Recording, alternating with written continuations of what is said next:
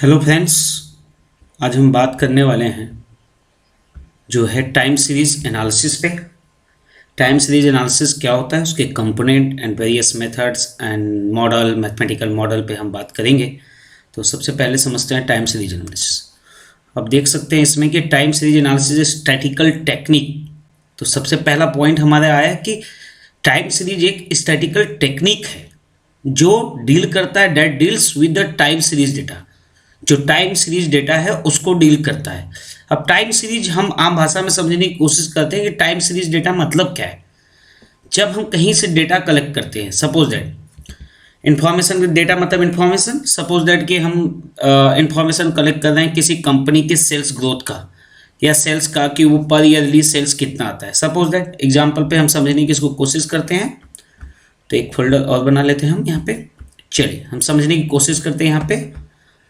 तो यहाँ पे हम एक टेबल बना लेते हैं, सपोज दैट ये लाइक दिस। ठीक है, तो यहाँ पे सपोज दैट हमने डाल दिया टाइम। टाइम मतलब समय। अब किस समय पे लेना चाहते हैं हम, एक साल का डेटा लेना चाहते हैं कि एक साल से एबव का डेटा लेना चाहते हैं। अगर एक साल के अंतर्गत डेटा लेना चाहते हैं तो पर डे का डेटा ले सकते हैं। पर डे का मतलब प्रतिदिन का। अब यहाँ पे हम सपोज दैट प्रतिदिन का डेटा ले सकते हैं, या फिर हम मंथली बेसिस पे ले सकते हैं कि भाई जनवरी में क्या था, फरवरी में क्या इन्फॉर्मेशन हमने गेन किया, फिर हमने मार्च में क्या गेन किया। इसी प्रकार से हम मंथली वाइज भी एक साल का डेटा, सपोज सिर्फ अभी 2019 बीता है हमारा, तो 2019 के हम सेल्स की बात करें तो टाइम के बेस पे भी जनवरी में क्या सेल्स था हमारे पास, फरवरी में क्या था, फिर मार्च में क्या था, फिर अप्रैल में क्या था, मई में क्या था, ये हमारे पास। सपोज दैट हम समय लेना चाहते हैं लॉन्ग टर्म का, तो हम ऐसे भी ले सकते हैं कि 2010 से 2019 के बीच में, मतलब 2010, 11, 12, 13, 14, 15, 16, 17, 18, मतलब 2019 तक सेल्स का किसी भी कंपनी उठा लेते हैं। सपोज रिलायंस ही उठा लेते हैं हम। रिलायंस का सेल्स हम देख लेते हैं। ठीक है, समय सपोज डाल लेते हैं यहाँ पे 2009। अब हम ईयरली वाइज ले रहे हैं, मतलब लॉन्ग टर्म का। 2011, 2012, फिर 2013, फिर 2014 और सपोज दैट यहाँ पे डाल लेते हैं 20, 30, 2020 हो गया। तो यहाँ पे 30 डाल लेते हैं, 40, यहाँ पे फिर से 20 डाल लेते हैं और यहाँ पे 60। तो ये हमारे पास रिलायंस के सेल्स आ गए कि भाई ये उनके सेल्स थे। अब टाइम सीरीज एनालिसिस करता क्या है? टाइम सीरीज एनालिसिस से हमारे पास टाइम हो गया, समय के बेस पे टाइम सीरीज एनालिसिस कौन से डेटा को डील करता है, जो समय के बेस पे डेटा हो। अब डेटा कौन सा भाई, रिलायंस के सेल का 20 है, 20 है, 30 है, 40 है, 20 है, फिर आप देख सकते हैं यहाँ पे फिर 60 है। अब इन डेटा के बेस पे प्रिडिक्ट कर सकता है टाइम सीरीज एनालिसिस की नेक्स्ट ईयर में हमारा जो ग्रोथ रेट है या कितना हमारे पास सेल्स होगा। ये जो मूवमेंट हो रहा है इनके बीच में, देखिए 20 से 20 कांस्टेंट बढ़ रहा है, सॉरी कांस्टेंट है, मतलब कोई भी मूवमेंट नहीं है। फिर यहाँ से 20 से 30 जाए, फिर बढ़ कर रहा है, फिर 30 से 40 का बढ़ रहा है। पर ये जो बढ़ना है, जो इंक्रीजिंग हो रहा है, हो सकता है डिक्रीजिंग रेट पे हो सकता है इंक्रीजिंग रेट पे। देखो 20 से 30 में बहुत से इंक्रीजिंग रेट पे, पर 30 से 40 में आएंगे तो इंक्रीज तो कर रहा है बट डिक्रीजिंग रेट पे। फिर 20 से 40 में देखिए डिक्रीज होने लग रहा है यहाँ पे। तो इन्हीं के बेस पे जो ट्रेंड एनालिसिस या हम कहते हैं टाइम सीरीज एनालिसिस हेल्प करता है कि 2005 में उनका सेल्स कितना होगा, एक्सपेक्ट करता है कितना निकल के आएगा, या हम कह सकते हैं अपने स्टैटिकल टूल्स के द्वारा उसको ज्ञात करता है कि क्या होगा। एंड इसके बेस पे ये इसकी वैली बेनिफिट्स है, और इसके बेनिफिट्स से हम और बहुत सारी बेनिफिट्स है, जैसे इसके बेस पे कंपेयर कर सकते हैं कि एक कंपनी का दूसरे कंपनी का कि उसका रेट क्या होगा, उसका रेट क्या होगा। तो इस हिसाब से हम कंपेयर के बेसिस पे ये हेल्प करता है। तो this is a time series analysis. अब ये जो हमारे पास आप टाइम देख रहे हैं, रिलायंस के सेल्स देख रहे हैं, तो ये हमारे पास टाइम और डेटा आ गया, समय के बेस पे डेटा का। इसी को जो टाइम सीरीज एनालिसिस में जो डेटा होता है उसको 3 पार्ट में डिवाइड करता है, जैसा आप पहला यहाँ पे देख सकते हैं। Time series data a set of observation on the value that a variable takes at different times. Set of observation on the values, यहाँ पे एक चीज बात करने की ऑन द वैल्यूज, मतलब उसकी वैल्यू की बात करें, जैसे मैंने बताया ना सेल्स का यूनिट में 20 फिर 30 40 ऐसे दिखाया था, तो वैल्यूज होगी इसकी। That is a variable. A variable का मतलब सिर्फ एक ही वेरिएबल को लेता हो और टेक ए डिफरेंट टाइम्स का। जैसा, चलिए हम इसको एग्जाम्पल के थ्रू भी समझते हैं, यहाँ पे देखते हैं। आप देखिए यहाँ पे टाइम सीरीज, सपोज दैट हमने ईयर ले लिया, सेल्स ग्रोथ ले लिया। ईयर जो हमने भी बात की थी, यहाँ पे देखिए फिर से वापस एट डिफरेंट टाइम्स। देखिए डिफरेंट टाइम्स में ईयर हमारा देख सकते हैं 2001 2002, दो डिफरेंट टाइम्स पीरियड हो गए। अब यहाँ पे जो है दूसरा इसने जो पॉइंट बोला है वो है एक ए वेरिएबल्स, मतलब सिर्फ एक वेरिएबल्स का। यहाँ पे जो हमारा ये सेल्स ग्रोथ है ये हमारा एक वेरिएबल है। आप देख पा रहे हैं यहाँ पे ये जो सेल्स ग्रोथ है वो हमारा एक वेरिएबल। तो एक वेरिएबल का डेटा डिफरेंट टाइम पीरियड्स में क्या है, इसको हम कहते हैं time series data. It's the main feature of time series data कि वहां पे जो बात करेगा वहां उसका मतलब है कि वहां पे सिर्फ time at different time period पे सिर्फ एक वेरिएबल्स के डेटा को शो करता हो। आगे बढ़ते हैं, थोड़ा इसको हैंग कर गया किसी कारण से, कोई बात नहीं, आगे हमारे पास तो दूसरा हमारे पास जो है सॉरी यहाँ थे, हाँ दूसरा हमारे जो क्रॉस सेक्शनल डेटा, अभी इसको ध्यान देते हैं। डेटा ऑफ वन या मोर variables collected at the same point in A time. यहाँ पे जो समझने की बात है, देखिए यहाँ पे वन या मोर, एक या एक से ज़्यादा वेरिएबल्स की जब बात करें और एक समय पे वो डेटा कलेक्ट किया हो। जैसे फिर से एग्जाम्पल के साथ हम समझते हैं इस पर।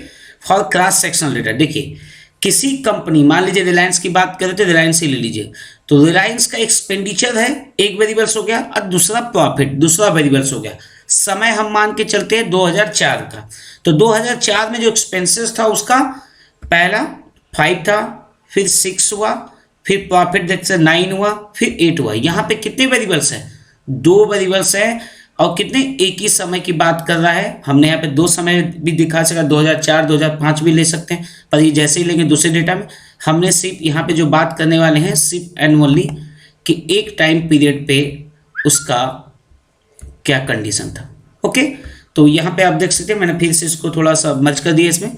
एक्सपेंसेस मान लीजिए 2004 का डेटा, एक्सपेंसेस कितना 5, प्रॉफिट कितना हुआ 9। इसे कहते हैं क्रॉस सेक्शनल डेटा, जहाँ पे हम 2 डेटा की वैल्यू, मतलब 2 वेरिएबल के वैल्यू को शो करते हैं या 2 वेरिएबल के इंफॉर्मेशन को शो करते हैं, वो कहते हैं क्रॉस सेक्शनल डेटा। आप यहाँ एग्जाम्पल समझ सकते हैं। नेक्स्ट है हमारा पूल डेटा। अब इसको ध्यान देनी चाहिए, एक combination of time series data है क्रॉस सेक्शनल डेटा। मतलब जो टाइम सीरीज था वो एक वेरिएबल की बात कर रहा था, यहाँ पे कितने वेरिएबल की बात करेगा, यहाँ पे भी एक वेरिएबल 2 वेरिएबल की बात करेगा। ठीक है, ये दोनों का कॉम्बिनेशन है क्रॉस सेक्शनल डेटा और टाइम सीरीज का। इसका मतलब दोनों के फीचर्स को लेके चलेगा।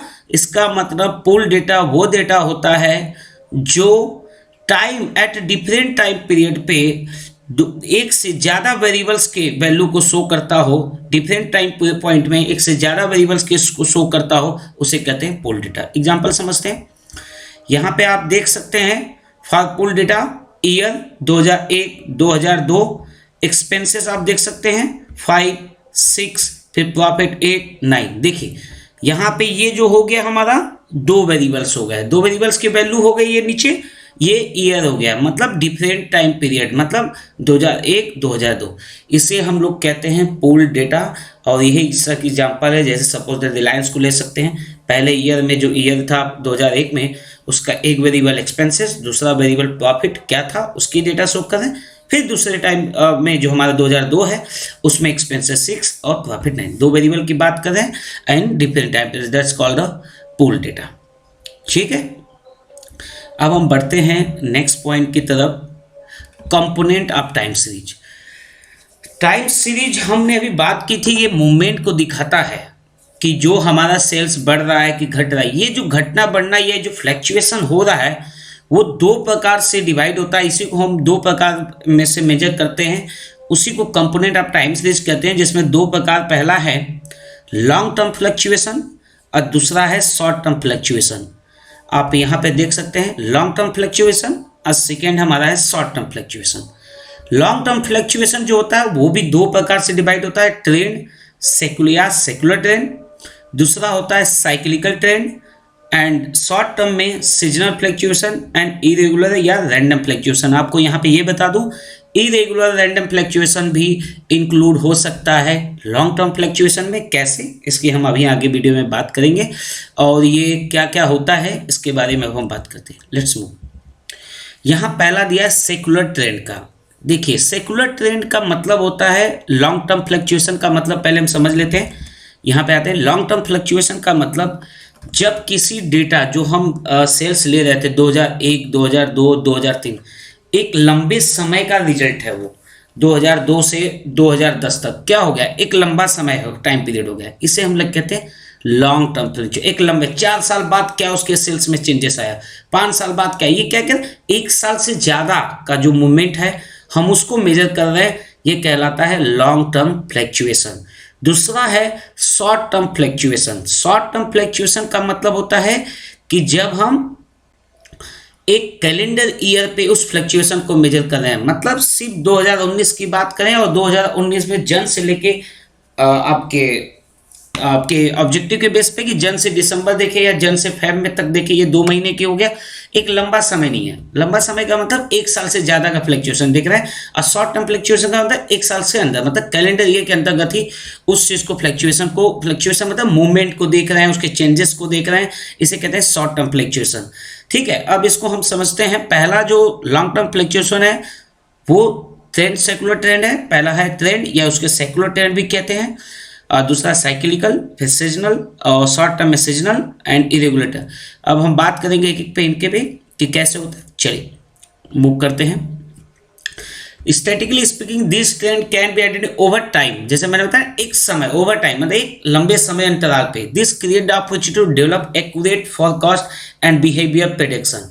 ये क्या करता है, एक डेवलप करता है फोरकास्ट, मतलब आगे का सोचना, आगे का डिसाइड करना या आगे कुछ रिजल्ट निकालना, जिससे उसके बिहेवियर के बेस पे, जो उसके लॉन्ग टर्म में बिहेवियर में जो चेंजेस आ रहे हैं उसके बेस पे उसकी एक ट्रेंड दिखाना कि वो इंक्रीजिंग रेट पे है कि डिक्रीजिंग रेट पे है कि कांस्टेंट इंक्रीजिंग रेट पे है या कांस्टेंट डिक्रीजिंग रेट पे है। इन सभी का एक ट्रेंड दिखाना, वो कैसा ट्रेंड चल रहा है। जैसे स्टॉक प्राइस की बात करते हैं हम लोग एग्जांपल के तौर पे, तो स्टॉक प्राइस क्या हुआ भाई, 2000 में हुआ, इतना ट्रेंड हुआ। अब वो हम देख रहे हैं कि भाई 2000 से 2010 तक इंक्रीजिंग ट्रेंड का मतलब 2000 में अगर 10 की वैल्यू रही होगी तो 2011 में 2010 में 10 की वैल्यू होगी तो 2011 में कितनी होगी, 12 की, फिर 14 की, फिर 16 की। ये क्या इंक्रीजिंग ट्रेंड है, ये क्या करें इंक्रीजिंग, बढ़ती जा रहा है। फिर वहीं पे दूसरा पॉइंट है इंक्रीजिंग, फिर ऐसे ले सकते हैं स्टॉक प्राइस की बात, क्या स्टॉक इंडेक्स को भी ले सकते हैं, डोमेस्टिक प्रोडक्ट को भी ले सकते हैं, इन्फ्लेशन रेट देख सकते हैं भाई कि हर साल इन्फ्लेशन कितना ग्रोथ हो रहा है। हो सकता है कि इस साल 0.2 का हो, फिर उसमें 0.4 का हो, फिर 0.6 का हो, 0.8 का हो। तो ये जो इनके जो चेंजेस आ रहे हैं लॉन्ग टर्म में, उसी के ट्रेंड को हम कहते हैं सेकुलर ट्रेंड। एग्जाम्पल आप देख सकते हैं यहाँ पे, ये एक ट्रेंड शो कर रहा है। यहाँ पे देखिए सीरीज वन में मैंने आपको दिखाया 2001, 2002, 2003, 2014। ये आप जो आप ऊपर यहाँ पे 4.3 यहाँ पे देख रहे हैं, ये सपोज दैट हम एग्जांपल ले लेते हैं यहाँ पे कि स्टॉक प्राइस मूवमेंट है। तो स्टॉक प्राइस पहले में देखा था भाई 2001 में 4.3, फिर 2002 में 5.3, फिर 2003 में 6, 8। एक ट्रेंड शो कर रहा है कि ये इंक्रीजिंग ट्रेंड है, पर ये 5.2 से 6 के बीच में हो सकता है कि ये जो ट्रेंड का ग्रोथ परसेंटेज जो चेंजेस है वो कम हो 2001 से 2000, पर ये क्या शो कर रहा है, पर ये पूरा ओवरऑल क्या शो कर रहा है, इंक्रीजिंग 4.23 से 8 की तरफ बढ़ गया है। इसे हम कहते हैं ट्रेंड एनालिसिस या सीजनल ट्रेंड एनालिसिस, जो लॉन्ग टर्म में एक ट्रेंड दिखाता है, एक दिशा दिखाता है, डायरेक्शन शो करता है कि वो बढ़ते हुए है, घटते हुए है या बढ़ते एट द कांस्टेंट रेट पे। कांस्टेंट रेट का मतलब है कि 2001 से 2002 में जो बढ़ोतरी हुई उतना ही परसेंटेज चेंजेस 2002 से 2003 में हुआ। इसे हम लोग कहते हैं इंक्रीजिंग कांस्टेंट रेट, मतलब जो इस कांस्टेंट रेट से 2001 से 2002 में बढ़ोतरी हुई उतना ही 2002 से 2003 में इंक्रीजिंग कांस्टेंट। उसी प्रकार से डिक्रीजिंग, अगर सपोज ये यहीं से गिरना स्टार्ट कर दे यहीं से, तो हम कहेंगे भाई डिक्रीज कर रहा है, घटना शुरू कर दिया, तो इस कहते हैं इंक्रीजिंग एट इंक्रीजिंग रेट पे, या फिर at increasing at constant rate पे, या decreasing at decrease constant decreasing rate पे या डिक्रीजिंग एट डिक्रीजिंग, मतलब ज़्यादा बढ़ता है ज़्यादा डिक्रीजिंग रेट पे, तो इसे हम लोग कहते हैं ट्रेंड एनालिसिस, या हम कहते हैं टाइम सीरीज में ट्रेंड है या सेकुलर ट्रेंड एनालिसिस। नेक्स्ट जो आपको सेकेंड पार्ट हमने बताया था साइक्लिकल ट्रेंड। साइक्लिकल ट्रेंड आपने अभी जो बात की यहाँ पे देखिए, यहाँ पे जो बात देखी थी ये ट्रेंड दिखाता है, ये एक समय के बीच में वो दिखाता है कि ये बढ़ रहा है या घट रहा है, ये दोनों एक साथ ही। पर साइक्लिकल थोड़ा डिफरेंट है। जैसे हम बिजनेस साइकिल या इकोनॉमिक साइकिल की बात करते हैं, इकोनॉमी जैसे क्या होता है, पहले आता है बूम पीरियड, फिर आता है आपका डिप्रेशन पीरियड, फिर आता है कांस्टेंट मूवमेंट, ये सब एक ट्रेंड है। ये क्या है, एक साइक्लिकल ट्रेंड है कि एक पहले अप करेगा, पहले इंट्रोड्यूस, जैसे मार्केट में हम पढ़ते हैं ना भी, कोई मार्केट में प्रोडक्ट आता है, प्रोडक्ट लाइफ साइकिल में आपने पढ़ा होगा कि जब कोई मार्केट में प्रोडक्ट आता है तो पहले क्या इंट्रोड्यूस होता है, फिर क्या करता है ग्रोथ करता है, फिर क्या करता है कांस्टेंट हो जाता है, फिर क्या करता है डिक्लाइन। तो एक साइकिल बनाता है ये क्या करता है, एक साइकिल बनाता है। तो इसी को हम लोग कहते हैं साइकिल ट्रेंड। जब हम बिजनेस में बात करते हैं तो बिजनेस में भी एक आता है समय, पहला आता है 4 स्टेज में, जैसे आता है पहले introduce, from peak to contraction, फिर रिग्रेशन टू डिस्पर्जन, ठीक है।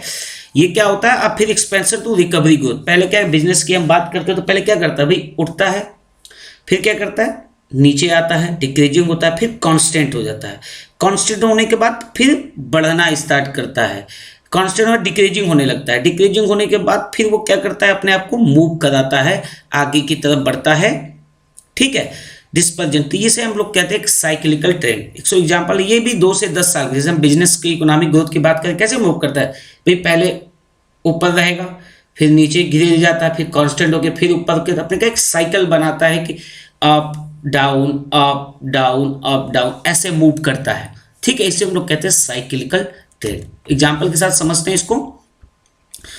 यहाँ पे आप देख सकते हैं जैसे 6 5 4 3 2 1 दिया है 2001 में, 2002 में, 2003, 2004, 2005, 2006, 2007, 2008, 2009, 2000। देखिए यहाँ पे जो सॉरी यहाँ पे, अब यहाँ पे जो समझने वाली चीज़ है, देखिए 5 पे जो था साइक्लिकल ट्रेंड जो था उसका, यहाँ पे देखिए 2001 में सपोज दैट इसकी वैल्यू कुछ रही होगी 4.5 और 4 के बीच में, तो हम 4.89 समझ लेते। यहाँ देखिए ये बूम पीरियड है, यहाँ से गिरना क्या, रिसेशन क्या, फिर यहाँ पे देखिए कॉन्ट्रैक्शन होना, फिर यहाँ पे क्या क्या उठना शुरू किया, फिर देखिए कांस्टेंट, फिर डिक्रीजिंग, फिर कांस्टेंट, फिर इंक्रीजिंग, ग्रोथ अप। तब देखिए इस पूरे ग्राफ में आप देखेंगे कि up down constant, up down constant, फिर अप, फिर डाउन, फिर अप, ये एक साइकिल बना रहा है। पर वहीं पे ट्रेंड की बात करेंगे जब हम, तो ट्रेंड या फिर ऐसे रहेगा। चलिए आपको एग्जांपल्स के साथ इसको समझाने की कोशिश करते हैं कि कैसे रहेगा। चलिए सपोज दैट इसको थोड़ा सा बाहर निकालते हैं। कहाँ थे हम लोग, ये हम लोग थे यहाँ पे, ठीक है। अब इसको समझने की कोशिश करते हैं कि इसके, और अक्सर कंफ्यूजन होता है कि भाई ट्रेंड और इसमें क्या डिफरेंस है। देखिए ट्रेंड की बात करेंगे तो ट्रेंड ऐसे शो करता है, देखिए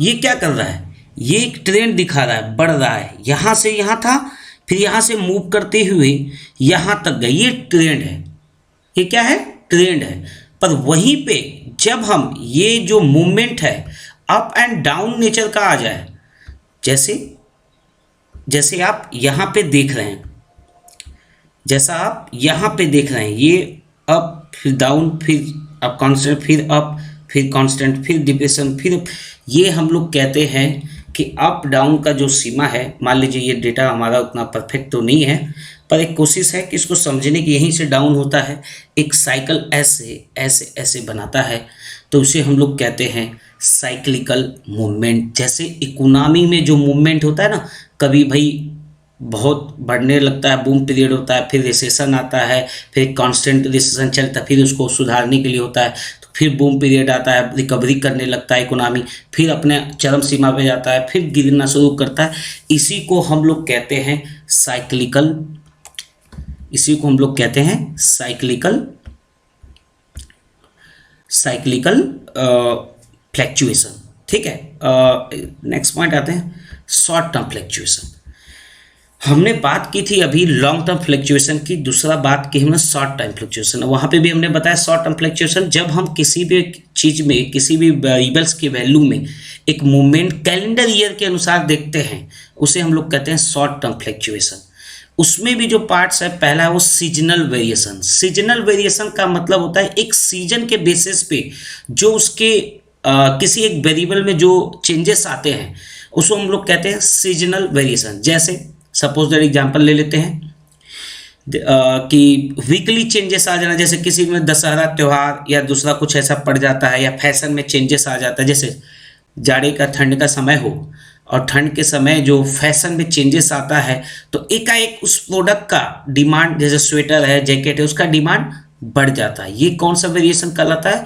ये कहलाता है टाइम सीरीज में seasonal variation. Short time fluctuation के अंतर्गत सीजनल वेरिएशन कि किसी एकाएक चीज के कारण उसके अंदर एक शॉर्ट टाइम पीरियड में जो चेंजेस आने लगता है एक सीजन के बेस पे। जैसे गर्मी के दिनों में आइसक्रीम हम खाते हैं, ऑब्वियसली आइसक्रीम हमारे पास परचेजिंग होती है, उसकी आइसक्रीम ज़्यादा परचेज होता है, पर वैसे ही जैसे ही सीजन में उसमें कुछ चेंजेस आते हैं, गर्मी सपोज दैट एकाएक बहुत ज़्यादा पड़ जाए तो उसकी वेरिएशन होने लगता है। हो सकता है कि भाई गर्मी मार्च में लगभग स्टार्ट हो जाती है तो कम बिक्री होती है, फिर जैसे ही अप्रैल आता है थोड़ी और गर्मी बढ़ती है तो और बिक्री होती है, अप्रैल के बाद मई आ जाए उसमें और, तो ये क्या है? सीजनल वेरिएशन है। पर जैसे सीजन चेंज होगा, ऐसा नहीं कि आइसक्रीम की बिक्री ठंड में नहीं होती, बरसात में होती, लोग खरीदते हैं, पर क्या है? सीजन के बेस पे उसके मूवमेंट में चेंजेस आ जाता है। बरसात में भी खरीदते हैं पर कंपेयर टू गर्मी से कम, ठंड में उससे भी कम। तो ये क्या कहता है? सीजनल वेरिएशन के सीजन के बेसिस पे उसके में चेंजेस आ रहा है। ओके, अब नेक्स्ट बढ़ते हैं। सीजनल वेरिएशन में एक चीज और है जो छूट गया यहाँ पे पीपीटी में हमारे, पर मैं आपको यहीं से समझाने की कोशिश करता हूँ। इरेगुलर रैंडम मैंने बात की थी, इरेगुलर आप यहाँ पे देख सकते हैं। यहाँ पे जो है आपको दिखाता हूँ मैं, यहाँ पे दिख रहा है इरेगुलर रैंडम फ्लक्चुएशन और trend secular trend. Long term में, ये शॉर्ट टर्म में इरेगुलर में है, और मैंने आपको बोला था कि ये दोनों में भी आ सकता है। इरेगुलर रैंडम फ्लक्चुएशन का मतलब होता है कि कोई एकाक चीज ऐसी घटित हुई जिसके कारण उसके जो रेट है उसका, या उसका जो डिमांड है, या उसके कहते हैं सेल्स की बात करें, जो सेल्स रेट है उसके अंतर्गत चेंजेस आ जाता है। जैसे सपोज अर्थक्वेक आ जाना, भूकंप के झटके, एकाएक भूकंप बढ़ जाए, या कुछ भी कह सकते हैं, कुछ एकाएक बादल फट जाए, या फिर ऐसी कुछ ऐसी अनहोनी, रैंडम मतलब कुछ भी घट जाए ऐसी। जैसे कुछ एरिया में एकाएक कोई ऐसी बीमारी आ जाए जिसके कारण वहाँ पे वैसी दवा की बिक्री, जैसे इस समय कोरोना की बात करें, कोरोना के आने के बाद अभी मोदी जी ने बोला कि भाई आप काढ़ा पीजिए, गर्म पानी पीजिए, या दूसरी चीज़ें पीजिए, ये रैंडम फ्लैक्चुएशन है। अब वो जो काढ़ा की बिक्री जो बहुत लोग नहीं खरीदते थे वो भी आज खरीद के पीना शुरू कर दिए, जिस कारण उसके अंदर चेंजेस आ गए हैं सेल्स के, उसके सेल्स के चेंजेस आ गए हैं। इसे हम लोग कहते हैं इरेगुलर रैंडम फ्लक्चुएशन। मतलब एकाएक, अब ये लॉन्ग टर्म में भी हो सकता है जब लंबे समय तक चले, या फिर शॉर्ट टर्म में भाई कुछ ही समय तक हुआ है, ऐसा नहीं। पर ये बीमारी अगर लंबी फैले तो देख सकते हैं ये बहुत लंबे समय तक लोग लगेंगे काढ़ा पीने, उसको यूज करने, तो एक लंबे समय पे जब हम उसको मेजर करेंगे रैंडम चेंजेस का, तो लॉन्ग टर्म फ्लक्चुएशन में भी हो सकता है ये। इसीलिए इसको दोनों में भी, कई किताबों में इसको दिखाया कि दोनों में भी हो सकता है।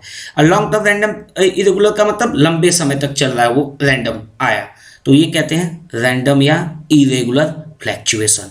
तो रैंडम या इरेगुलर का मतलब कोई एकाएक ऐसी घटना जिसके कारण से उसके प्राइस या उसके डिमांड में या कुछ ऐसी चीज़ें हैं जिसके कारण उसके अंदर मूवमेंट आ जाए। जैसे मैंने आपको अभी बताया, फिर से कोशिश कर रहा हूँ, समझने की कोशिश करिए।